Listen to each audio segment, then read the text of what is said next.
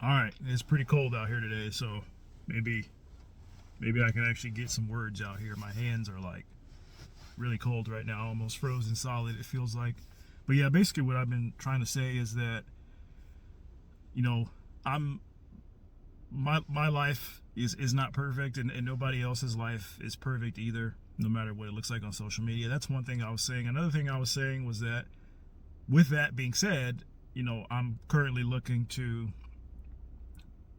do a different full-time job. Like I said, this company wants to well, one, they want to fly me out to do the interview, which is interesting. Put me up in a hotel, and then if everything goes well with that, I've already done one interview with them. I have to do another one, and then if they want to bring me on, which I'm sure they will, when they see my skills, then they want to relocate me and provide the financial assistance for that, which in modern terms or whatever, we normally consider that to be a blessing.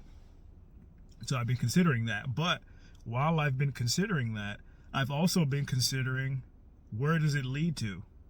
Because I've had many high paying jobs in the past before. I've had higher paying jobs in this one before. My question, I guess it's not really a question, it's just a contemplation about, how do you ever really get off of the hamster wheel?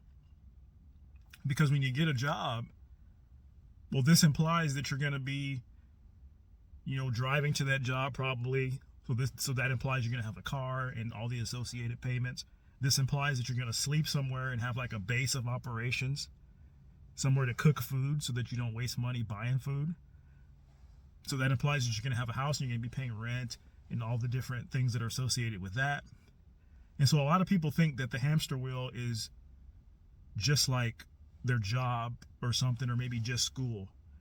But actually, the hamster wheel is actually multiple interlooping hamster wheels. Because to have the job implies you have like the car and the housing.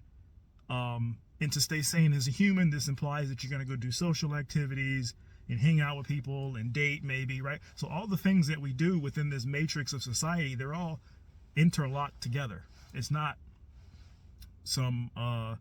it's not one thing, it's many things put together. So this is why when I say, you get a better job, you go to college, you do whatever, you start a business, your better job, you're still operating within the greater framework of society. And society as it is not sustainable, because basically the people at the bottom are going to be priced out by ever rising capitalism. People aren't going to be able to afford housing and already can barely afford it. I just saw a YouTube thumbnail before I got in my car to come go on my walk about people living in their cars.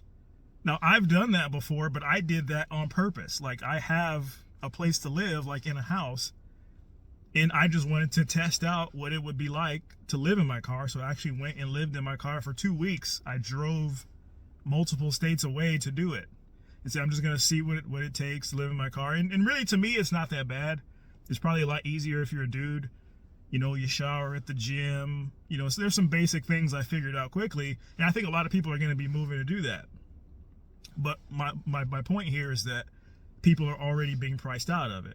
A lot of people don't want to just keep making more money so that we can keep funneling the money into the infinite interlocking system that is society. What we're asking ourselves is, when are we going to have enough collectively? When is enough enough? When is enough to where we reach a point where we're like, damn, do we really need to keep raising the prices so that one person at a time can keep escaping the rat race? Because what people don't understand about the rat race is that it seems very noble and honorable to say, oh, work hard, dude, and nobody cares, work harder and pull yourself up by your bootstraps and believe in Christ. And we love to say all these kind of these phrases I was talking about earlier. It seems very noble to say these things, but when you say that, you're suggesting that person can do it. You mean well when you say these things, for the most part. Some people don't mean well when they're telling you to just shut up and work hard, but a lot of people do mean well when they say it. But even the people that mean well are unaware that, let's say they give you some words of advice. They say, believe in Christ and pull yourself up by your bootstraps. And that just gives you enough motivation to go through, 5 or 6 more years of hell. And then you somehow break out of the rat race. You get a good job, or your business gets started, and now you make enough money to where you don't really have to worry about it anymore. Okay, that's great, but that's just one person. That means that you did it. And for every time a person does break out, there's a million more that don't.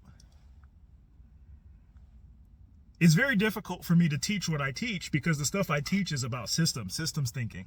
And I think my brain is more attuned to systems than the average person. This is the thing that I'm like good at. And so I'm going to explain some stuff here and hopefully it'll make some sense. It's going to be pretty simple. Most people can explain it if I do it this way. I'm sorry, can understand it if I do it this way. So when you have a system like our society, it's unaware to people that the people at the top, the billionaires, and then the millionaires are under that, and then the 100,000-aires and whatever, right? So there's like this hierarchy that absolutely exists that we don't normally look at. In order for the people at the top, let's just pick the millionaires for a second. In order for the millionaires to be distinguished, in order for them to be outside of the rat race, the human mind itself must be able to make the distinction between well-off and not well-off, or poor and wealthy. It's always something, bro. Now the phone wants to die. Life just hits you left and right with all these inconveniences. Let me plug this thing up. Now I ain't gonna be able to get it to stay straight because the cord's in the way now. Everything in life is a trade-off, if you haven't noticed that. I might make a video on how everything's a trade-off. You don't really, you kind of solve problems, but life will quickly replace those problems with new things for you to solve. It's an infinite game. I gotta try to, let me see if I can use my jacket to prop it up. Okay, hopefully it stays sitting there. What was I saying? The human mind has to be able to make that distinction. For example, if I make $100,000 a year, I can make a distinction between me and the millionaire and say the millionaire is more well off than I am. But then I can take a guy living, at the park and say he's less well off than I am. So we forget that if everybody were to suddenly break out of the rat race, then nobody will have broken out of the rat race because we would all be equal. And if everything's equal, then the value of things changes. Prices have to go up because everybody's got money now and everybody knows that everybody's got money.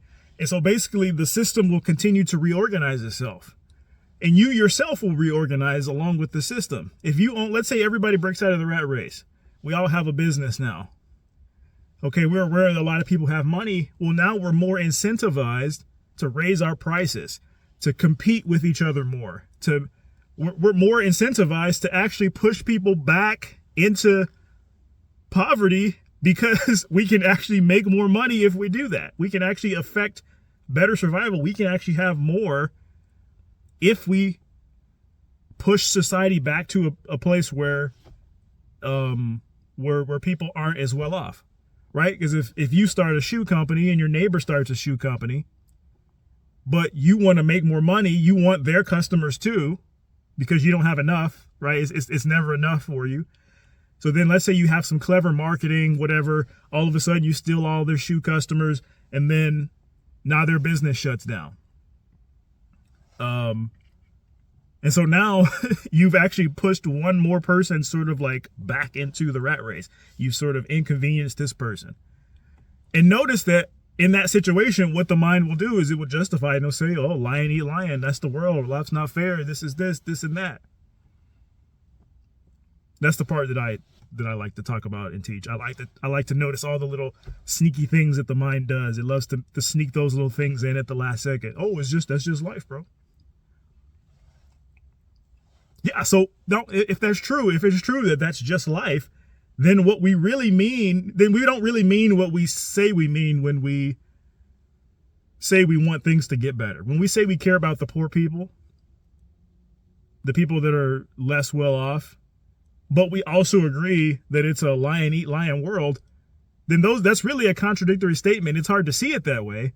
But what we really mean is that, like, yeah, it sucks, but oh well, bro. Like, yep, you got the short end of the stick. You're going to suffer a lot. I'm not. I made it. I got a lot of money. Yeah, you know, like, it requires an extraordinary level of honesty to notice what the mind is doing and how it's actually secretly okay with a lot of stuff.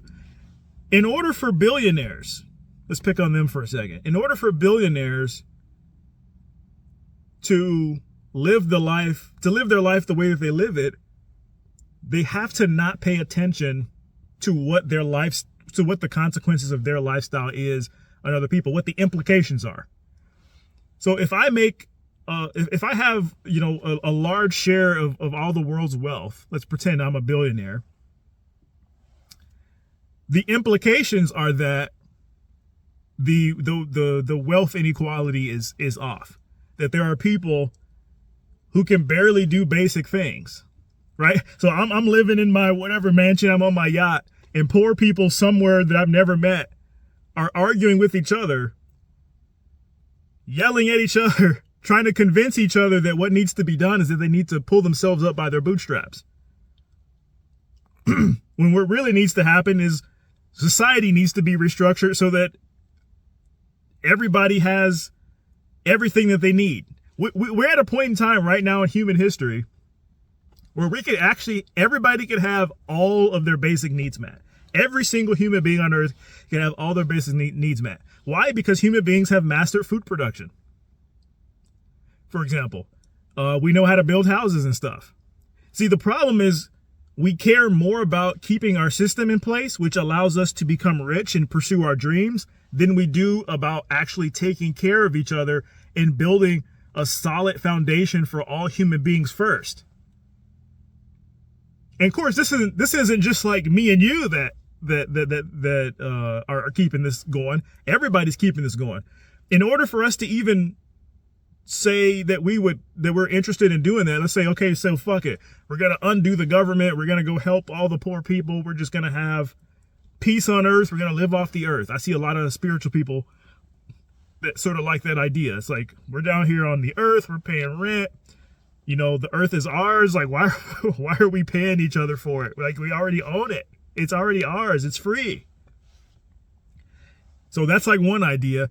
But of course, society is a big system. So as soon as you start taking shit out of society, let's say, okay, we're going to help poor people. So what this means is, we're going to go ahead and take the money from the billionaires. But now everybody needs to like go and do a specific job in order for us to achieve the goal of making sure that everybody on planet Earth has food, clean water, a house, all these types of things, all the stuff that I can't even think of. Every move you make within a system drastically changes the system, and nobody really appreciates that. You can see this at smaller scales too.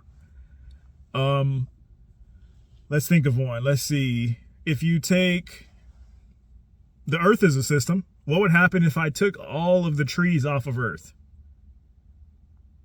Right? We would not have that as a material. We wouldn't have wood as a material. We wouldn't have paper to write on. We would, but we would have to use something else. So we would have a lot less paper. The world's oxygen will be a lot less. And so at first glance, something like just taking the trees seems so innocent. It's like, oh yeah, we'll just take the trees out. And let's say a giant company pops up and they're like, yeah, we're just going to chop all the trees down, bro. We need them. We're going to sell y'all this gadget that y'all love, and we use trees to make it. Right? And so everybody's sort of like hypnotized by this gadget that they make, that we want to buy it. So we ignore the fact that they're chopping other trees down. We pay lip service to it sometimes. We virtue signal a little bit. We're like, yeah, like, it's not cool to be chopping the forest down, bro. Please don't do that. But behind the scenes, we love their product. And if we stop them from chopping the trees down, then the consequences are we don't have this product we like. So we have to give up something we like.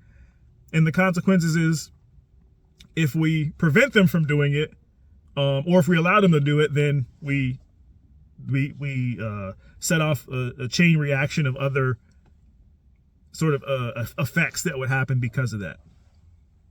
So systems are very complicated. They create their own behaviors.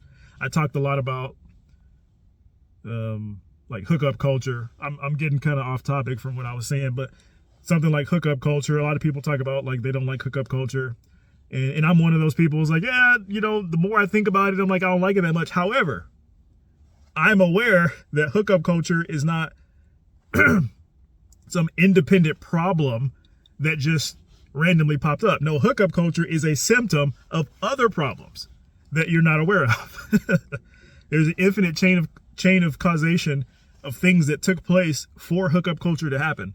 Anytime anything in our universe exists, whether it's a tree, whether it's hookup culture, whether it's an idea like mathematics, anything at all that exists, even if it's a conceptual thing, a system or something like that, a tool, an idea, even ideas, such as like self-improvement, if anything exists at all, one thing to consider is how did that thing come to exist? What were all the infinite steps in the chain, the infinite chain of causation that caused that thing to appear? Well, another thing about systems, and then I'll get off the systems topic, is that it's important that a system serves its basic building blocks. You'll learn this if you study systems. I think they teach that pretty early on. So with Earth, the basic, or within society rather, one of the basic building blocks would be people, the average people. So anytime a system is built and it no longer serves the needs, which is survival, of the people at the bottom, then the system will break down. Because it has to, because the people at the bottom are the thing that keep the system alive. The billionaire is not aware that in order to live their life, that the poor people have to exist. And so in order to stay a billionaire, other people have to stay poor. And so then you never solve it. So they're not aware that the implications of being a billionaire are such that the perpetuation of poor people is guaranteed. Because we can't all be a billionaire. Because then if we're all a billionaire, then nobody's a billionaire. A billionaire is now just $20,000 a year. You understand that? Also, one thing I want to point out about systems, I love talking about systems, is one thing you should notice is that I'm not blaming billionaires. I'm not saying the billionaires are at fault, although they have a big share in the fault. I'm not saying that poor people are at fault for the way their life is, because no amount of personal responsibility or pulling themselves up by the bootstraps or not caring and just working harder, none of that will do anything. It will barely put a dent in it. It will barely put a pinhole in it. So with systems, one thing you should notice is that once they get this complex and out of control, nobody is individually to blame, because everything that we're experiencing is a symptom of bigger problems. So there's always a random ass car somewhere near me. What are they doing? Okay. But yeah, the point of this video was just me talking about how life a lot of times just seems like it's trying to get you to quit. Like sometimes it seems so obvious. It's not really going the way I was hoping it was gonna go. But at the same time, it seems like it's trying to get me to quit. It just throws the exact thing at me, or at you perhaps. And you're like, does it just want me to quit? Because then you start thinking like, well, what am I doing? Like, oh, well, I'm seeking this next thing. Oh, so I'm seeking. So seeking is the pattern. Is life trying to get me to stop seeking things? The problem is when you're a human being, which is also a complex system, you have to somehow keep yourself occupied. So really what's going on in life is the human is at war with itself. The reason our society is the way it is, because we constructed our society. The reason our society is the way it is because humans are the way they are. One question a lot of people like to think about is, are human beings inherently good, or are human beings inherently evil? And the answer is neither. You can find evidence for human beings being evil and evidence for human beings being good. What's most important to understand with the complex system that is a human being is that human beings are precisely human beings. Which means it's in your fundamental nature to want more, to want to, because you have a brain, you have a mind, you're always dreaming up new stuff. Even if you became a millionaire, you would probably have even newer things you wanted. Let's say you became a millionaire. You're like, okay, well, now I want a hot wife or a hot husband. And then you get that. Well, now I want a nice car. And then you get that. He's like, well, now I need $2 million because, and sometimes the things you want exist because you want to do good. It's not all just like greed and materialism. Sometimes you like, and I'm this way. It's like, damn, I just need like $5 million, and I have like 5 different business ideas to help people get water and to help people with ADHD and like I want to fund the companies that research the diseases that are hard to cure because I actually feel for these people. The existence of those people help remind me that I should be grateful. I was talking about that earlier because I can take my sunglasses off. Sun's going down. Sometimes what we want as human beings is to do good. And we do that because we always want more. We always have a better idea. And the reason we always have a better idea is because we are God. I've talked about that in other videos. I don't have time to break down why you're God, but you are God. So, hey, thank you, God, for watching my video.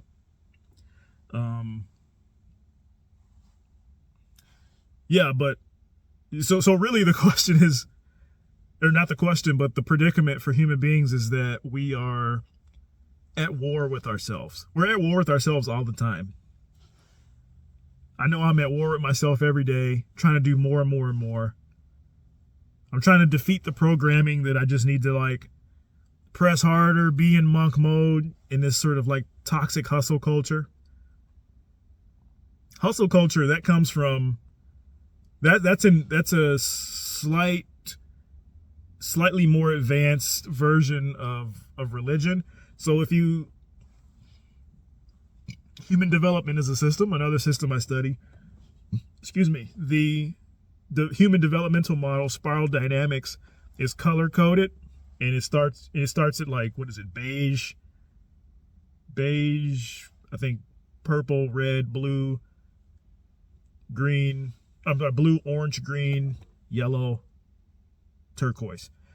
And this works for individuals and it works for mankind itself.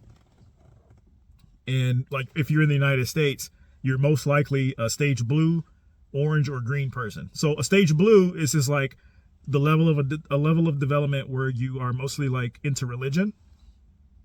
And so a lot of the things that you do to sort of motivate yourself to get through life is faith in God. Faith with, you believe in God and you care a lot about family. Slightly more advanced than that, your consciousness is slightly higher, is stage orange. And in stage orange, one of the things you'd use to motivate yourself through life is self-improvement, self-help, reframing your mind and programming the subconscious mind. And in early stages of meditation, you meditate to focus and things like that. Building your body, weightlifting and cardio, competition, business, all this stuff is in stage orange. So a lot of the stuff that we tell ourselves exists in this self-improvement matrix, which is just a slightly more advanced form of belief. Because most of self-improvement is a belief. It's very faith-based. The reason that we don't think it's faith-based and we think it's so much more advanced than religion is because we do a lot. Faith in Jesus, for example, doesn't ask a lot of you. It's just like, hey, let it go. Jesus has got it. You got to pray. You can't have it unless God says you have it. Then when you are in stage orange, you sort of trick yourself, and society has tricked itself, mankind has tricked itself into thinking that if I want it really hard, and if I go after it really hard, then this is what's going to actually get it done. And actually, you know what? It does get it done for about a small percentage of people. And you should notice that. You should notice that every coping strategy, every motivational strategy that human beings use, no matter how advanced they get, they do work, but they do so on a small scale. For example, there are people who who pray to Jesus for riches and a hot wife and the life, the American dream, for example, and they get it. But this is like 1% or less of people. And this is like your mega church pastor. So every color-coded stage has people that are like at the pinnacle of that stage, and then other people who are not, who that exact advice does not work for. There are people within that person's mega church that pray harder. They actually believe in Jesus probably more than the pastor, that have been praying for maybe riches or maybe just to for their leg to stop hurting or something simple. And then they haven't gotten it. So religion and prayer does work, but it only works to the extent that it works. So you need some metacognition to understand that. It works to the extent that it works. And everything is this way. Everything works this way. When you get to stage orange, self-improvement and pulling yourself up by your bootstraps and being a man and all the things that kind of come with stage orange, those things work precisely to the extent that they work. And anything outside of that extent, it does not work. This is very hard for many people to accept. If you look, go to comment sections, just over the next 2 weeks, the next time you see like a motivational video or motivational post on Twitter or Facebook or whatever you like to use, or YouTube, go in the comment section and deny it. Go in the comment section and deny the premise of that person's like self-help advice. Just for fun, just to see what happens. And I guarantee you're going to have many people who are going to jump in to defend that self-help principle. So if it says something like, pull yourself up by your bootstraps, or maybe their video was like, nobody cares, work harder, you can go in the comment section and say, well, actually, that's just random advice. It's not an original thought. That's just something we say, and it doesn't actually mean anything in the real world. If you say something like that, many people will come jump on you. Just like if you were to speak blasphemy in a stage orange society, earlier United States, people will jump on you for that. You can't come in talking about Krishna from India when the God over here in the United States is Jesus, right? You got to get jumped on at every stage. So, and then the stages keep going, and then the coping mechanism starts to disassemble a little bit, but they're always still there. Like the next stage after that is green. This is like your hippies. A lot of people probably think I'm a hippie. I'm kind of somewhat in this stage, and nobody's in like one stage is like a binary. We kind of have our feet in like 2 or 3 stages at a time. I'm like a green yellow person. Because I know I do a lot of systems thinking. That's my guess. But the stage green people, which is the stage after orange, so after self-improvement, is spirituality. And this is different than religion. It's not blind faith. There's a little bit of doing mixed in and a little bit of faith. It's like, you are God. I say that all the time. It's, chakras and chosen ones, and yoga and meditation, and weed and mushrooms and things like that, and DMT. And the stage green person is more advanced than blue and orange. And a stage green person is probably like the first stage where you start to realize that things like blind faith and things like just like toxic hustle culture don't work for everybody.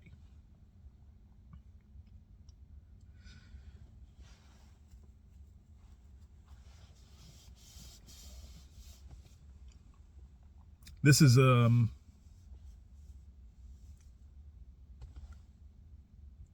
hard for us to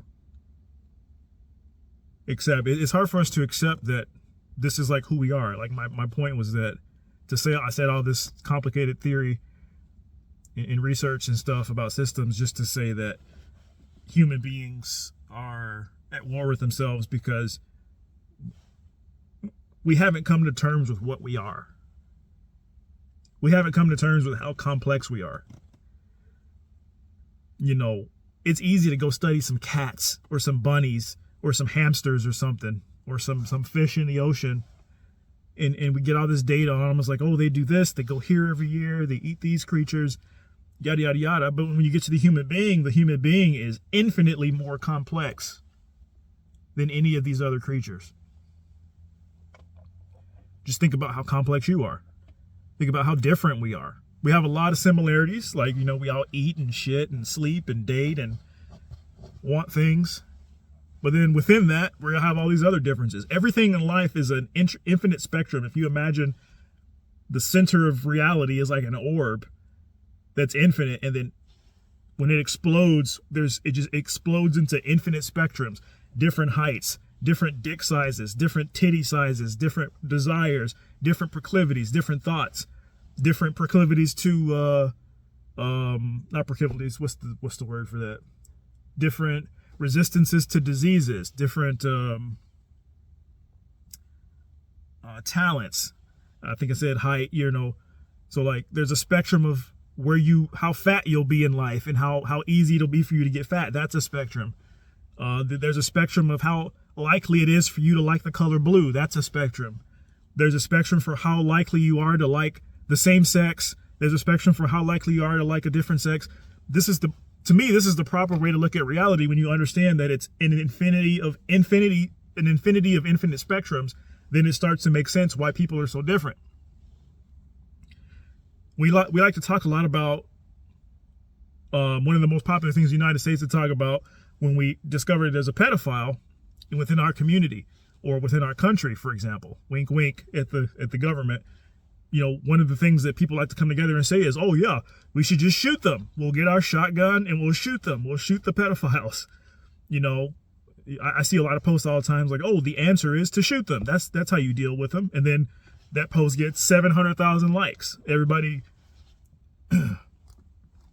hops in on that post.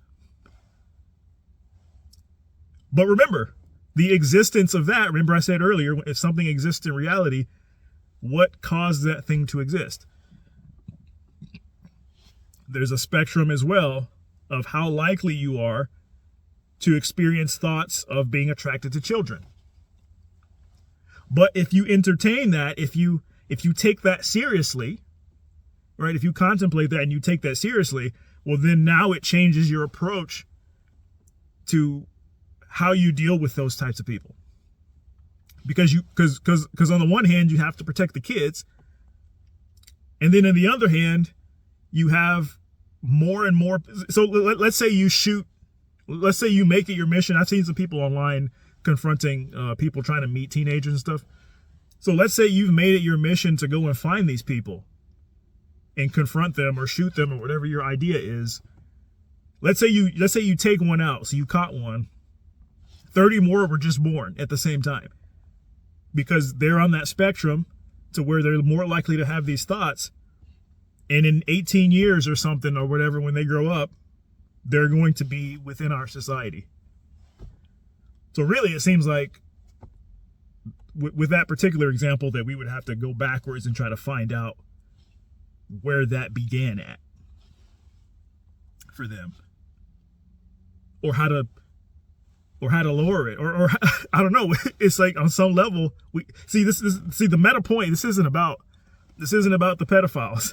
This is about how do we come to the terms of what we are? How do we accept what we are?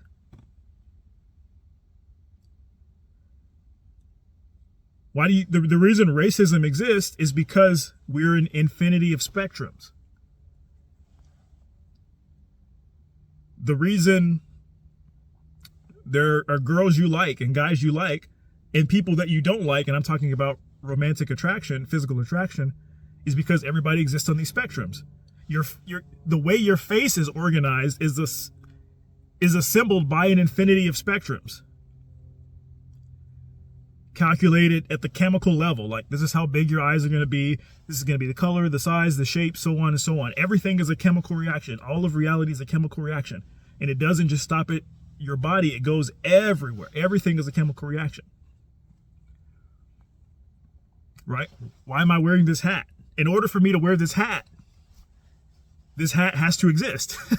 If somebody didn't make this hat, then today I would not be wearing it because it would have to exist first, which means the person who made it would have to exist, which means they would have had to have had the thought to make this hat, which means they would have had to maybe hire employees to work at a factory to make the hat, which means somebody has to know how to build factories, which means knowledge has to exist and dexterity has to exist in order to manipulate things and apply knowledge to build a factory.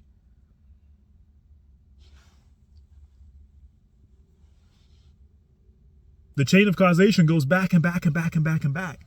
It goes so far back that the only person that you can blame for anything in existence at all is God.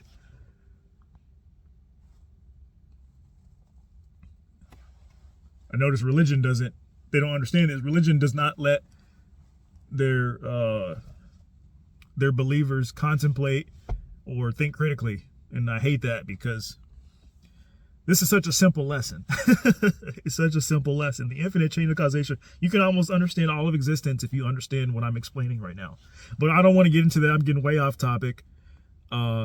This video is about how do we come to terms with what we are?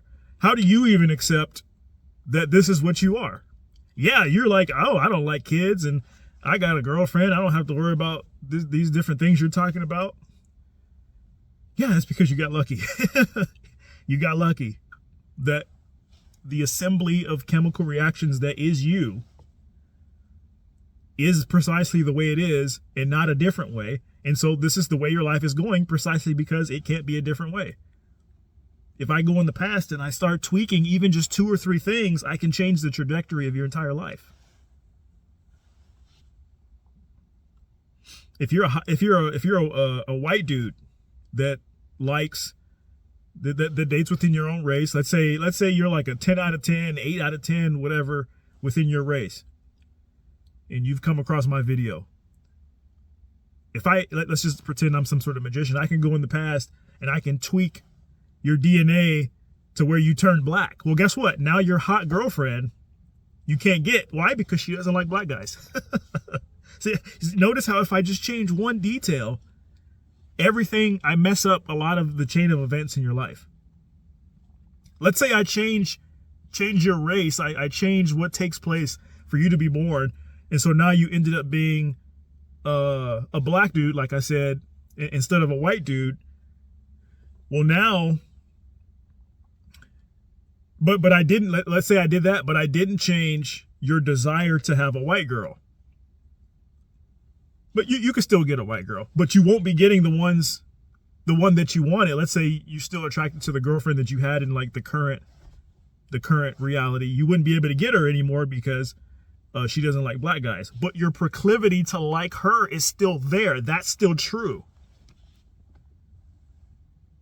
It's true at a chemical and a pre-chemical level. Something set that into motion. See, what people don't like to accept is that this theoretical orb of infinity that I mentioned, from which life came, that this orb is responsible for everything.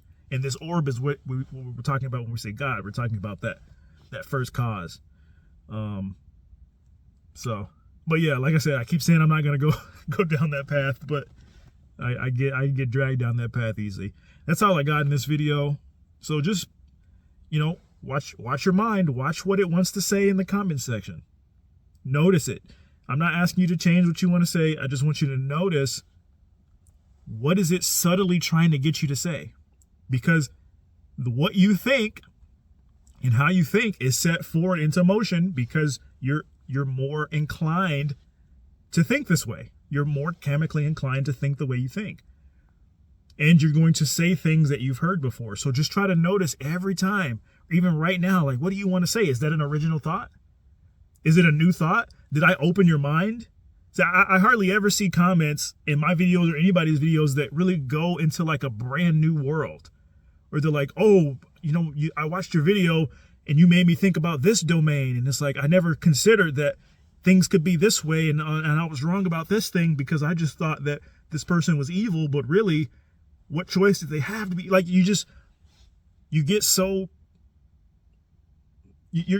inclined to take the easy way because your mind is always giving you a quick, easy cliche to say, something that somebody else says, something that your friend says, something that sounds cool, something that you think will get a lot of likes in the comment section. Maybe a subtle little